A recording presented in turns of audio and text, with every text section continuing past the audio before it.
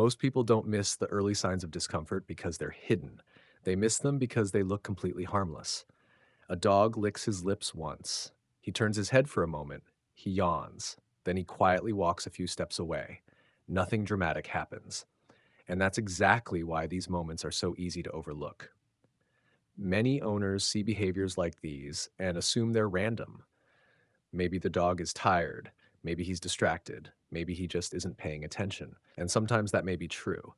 But in many cases, these small behaviors appear for a reason. Dogs often communicate long before they bark, growl, or clearly pull away. The first signals are usually much quieter than people expect. They're easy to dismiss because each one by itself can seem insignificant. The challenge is that discomfort doesn't always look the way we imagine. It often starts with tiny changes in body language, small pauses, small movements, small decisions. And when several of those signals begin to appear together, they can tell us something important about how a dog is feeling in that moment. You may have noticed some of these behaviors before without thinking much about them. Most people have. So let's take a closer look at 5 small signs that may suggest your dog is feeling a little less comfortable than he appears. When people think about an uncomfortable dog, they often imagine something obvious: a dog pulling away, a dog barking, a dog clearly trying to leave. But many dogs don't start there. In everyday life, discomfort is often much quieter. It can appear during a hug, while someone is leaning over the dog, during grooming, when a child becomes a little too excited, or even during moments that seem completely friendly to us. Instead of reacting strongly, many dogs begin with subtle signals. They may shift their weight, pause for a second longer than usual, turn their head away, or briefly look somewhere else. These behaviors can be easy to miss because they don't look dramatic. In fact, they often look normal. And that's one reason so many owners never realize they're happening. Dogs don't always communicate in ways that are obvious to people. They often communicate in ways that help avoid conflict. A quiet signal can be enough. If that signal works, there may be no reason for the dog to use a stronger one. Some dogs do this so subtly that the moment is over before we even notice it. And if you've lived with a dog for a while, you probably know how easy it is to overlook small changes in behavior when everything else seems perfectly fine. That's why paying attention to the earliest signals matters, not because every signal means something is wrong, but because those small moments can give us a better understanding of how our dogs experience the situations we share with them.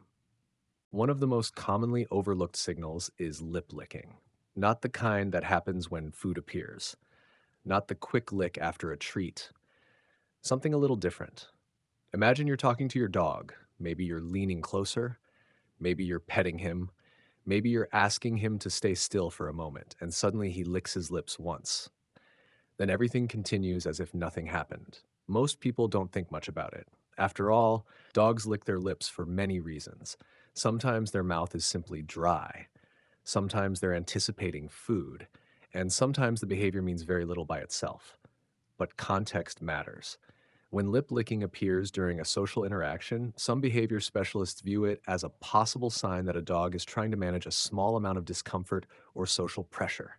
Not fear, not panic, just a subtle signal that the situation may feel a little intense from the dog's perspective. That's part of what makes this behavior so easy to miss. The dog isn't creating distance, he isn't refusing interaction, he's still there, he's still participating. The only thing that changes is a quick movement that can last less than a second. And because it seems so small, people often ignore it completely. In many cases, though, the value of the signal isn't in the lip lick itself, it's in what else is happening at the same time. Is someone leaning over the dog, holding eye contact, moving closer, touching an area the dog isn't fully comfortable with? A single lip lick doesn't automatically mean a dog is uncomfortable. But when it appears alongside other quiet signals, it may be one small piece of a much larger conversation that many dogs are trying to have with us every day. Another signal that often surprises people is yawning. Most of us associate yawning with being tired, and sometimes that's exactly what it means. A dog wakes up from a nap, stretches, yawns, and settles back down. There's nothing unusual about that, but context can change the picture. Imagine a dog who wasn't resting. Someone sits close to him, a camera is pointed at him, a training session begins, or a new person enters the room, and within moments the dog yawns. Then he continues with whatever he was doing. At first glance, it may seem unrelated. Many owners would never think twice about it. Yet, some dogs appear to yawn more often during situations that involve a certain amount of social pressure or uncertainty, not because they're sleepy, but because the situation itself may feel a little challenging to process. Behavior specialists sometimes view this kind of yawning as a possible coping signal, a way for the dog to help regulate his own emotional state when things feel slightly uncomfortable or unpredictable. That doesn't mean every yawn signals stress. Far from it. Dogs yawn for many different reasons. The important question is not whether the dog yawned. The important question is when it happened. Did the yawn appear right after someone moved closer, right before physical contact, during an unfamiliar interaction, or when expectations suddenly changed? Those details often matter more than the yawn itself. You may have noticed a dog yawning in situations where sleep had nothing to do with it. And in many cases, that moment may be less about fatigue and more about how the dog is trying to navigate the situation he's experiencing right then. A dog doesn't always create distance by walking away. Sometimes he stays exactly where he is. He simply turns his head or looks somewhere else. For many owners, this can seem confusing. You call your dog, he hears you, you know he hears you, but instead of looking directly at you, he glances away, maybe toward the floor, maybe toward a wall, maybe toward something that suddenly seems much more interesting than the conversation you're trying to have. It's easy to interpret that moment as stubbornness or distraction, or even a lack of attention. But in many cases, there may be another explanation. Direct eye contact can be surprisingly intense in the canine world, especially when combined with leaning forward, close physical distance, excited voices, or prolonged attention. Because of that, some dogs appear to reduce social pressure by briefly breaking eye contact, not to reject interaction, not to ignore the person, but to make the interaction feel a little less intense. This idea is supported by research on what behavior specialists often call appeasement signals. A study published in the Journal of Veterinary Behavior examined behaviors such as looking away and lip licking during dog human interactions. Researchers found that looking away and lip licking may serve as appeasement signals in dog human communication, particularly in more socially challenging situations. That doesn't mean every head turn carries a hidden message. Dogs look away for many reasons.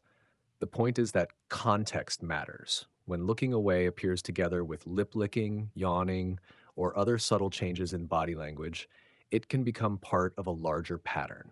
And that pattern may tell us something important. Sometimes a dog isn't trying to leave the interaction at all. He may simply be trying to make the interaction feel a little easier to handle. Not every sign of discomfort is something a dog does. Sometimes it's something a dog stops doing. A dog who normally walks over right away may hesitate for a moment. A dog who usually approaches with confidence may move a little more slowly. The change can be so small that it's easy to miss, especially if you're only looking at the final behavior. After all, the dog still came. He still sat down. He still entered the room. From the outside, everything appears normal. But the timing is different. The rhythm is different. And sometimes that difference matters. People often focus on what a dog chooses to do. Dogs, however, communicate a great deal through how they do it. A slower approach, a brief pause, an extra moment spent thinking before moving forward. These details can sometimes suggest that a dog is feeling less certain about a situation than usual. Not necessarily afraid, not necessarily stressed, just more cautious. And caution often looks much quieter than people expect. In many cases, a dog doesn't suddenly refuse an interaction. He simply becomes less eager to move toward it. That's one reason this signal is frequently overlooked. Nothing dramatic happens. There is no obvious reaction. The dog continues participating. The only difference is a subtle change in pace. You may have noticed this after bringing something unfamiliar into the home. When guests arrive, during grooming, or when a routine changes unexpectedly. Some dogs respond to uncertainty by gathering a little more information before they act. They slow down, they observe, they take an extra moment. By itself, slower movement doesn't automatically mean discomfort. Just like the other signals we've discussed, context remains important. But when a dog suddenly becomes more hesitant, more deliberate, or less fluid in situations that were once easy for him, that change in tempo can sometimes tell us as much as any visible gesture. By the time we reach this signal, a pattern often starts to emerge. Many dogs don't deal with discomfort by becoming louder. They deal with it by creating space. A dog may quietly step to the side, move to the other end of the couch, leave the room for a few minutes, or choose a spot that puts a little more distance between himself and whatever is making him uneasy. To people, these choices can seem unimportant. Sometimes they even look like ordinary behavior. The dog isn't barking, he isn't growling, he isn't making a scene, he's simply somewhere else. But distance can be a form of communication. For many dogs, creating space is one of the easiest ways to reduce social pressure without creating conflict. And that's why this signal is often accompanied by changes in body language. The dog may appear slightly more rigid. His movements may look less loose and relaxed. His posture may seem a little more controlled than usual. Nothing extreme, nothing that immediately grabs attention, just a body that no longer looks completely at ease. This is where context becomes especially important. A relaxed dog can also choose distance. Dogs don't need to stay close to people every moment of the day. The difference is often found in the overall picture. A relaxed dog may move away and remain soft, loose, and comfortable. A dog experiencing discomfort may create distance while also showing some of the quiet signals we've already discussed. Perhaps there's a yawn, a lip lick, a head turn, a slower pace, and now a little more space. None of these behaviors automatically mean something is wrong, but when several appear together, they may be telling the same story. Not a story about conflict, not a story about rejection, just a dog trying in a very polite way to feel a little more comfortable in the situation he's experiencing. At this point, you may have noticed something important. Every signal we've discussed can happen for perfectly ordinary reasons. A dog can lick his lips because his mouth is dry. He can yawn because he's tired. He can look away because something else caught his attention. He can move slowly because he's relaxed. And he can choose a little distance simply because he wants a quieter place to rest. That's why experienced behavior professionals rarely focus on a single signal by itself. One behavior usually doesn't tell the whole story. The larger picture is often much more important. What begins to matter is the pattern. A dog licks his lips, then he looks away. A few moments later, he yawns. His movements become slower. Eventually, he creates a little more distance. Each behavior alone may seem insignificant. Together, they may suggest something very different. This is one of the most common mistakes people make when trying to understand dogs. We tend to look for one clear answer, one obvious sign, one behavior that explains everything. But canine communication often doesn't work that way.